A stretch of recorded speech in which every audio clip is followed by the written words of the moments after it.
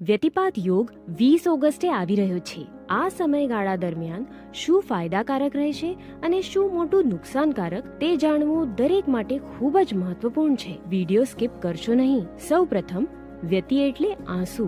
વ્યતિપાત યોગ એ સમય હતો જ્યારે પ્રાચીન સમયમાં ભગવાન સૂર્યએ તેમના ગુરુદેવની યાદમાં આંસુ વહાવ્યા હતા. તો આ એક ખૂબ જ પવિત્ર સમયગાળો હશે, જેમાં જો મંત્ર જપ, ધ્યાન, મૌન તત્પરતાથી કરવામાં આવે તો કરનારને ખૂબ ફાયદો થશે અને ભગવાન સૂર્યની વિશેષ કૃપા પણ તેના પર રહેશે. મંત્રની માત્ર એક માળા જપ કરવાથી તમને 1 કરોડ મંત્ર જપ કરતા વધુ ફળ મળશે.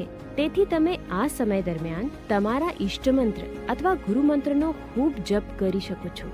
હા, પરંતુ આ યોગમાં શું ન કરવું તે જાણવું પણ એટલું જ મહત્વપૂર્ણ છે.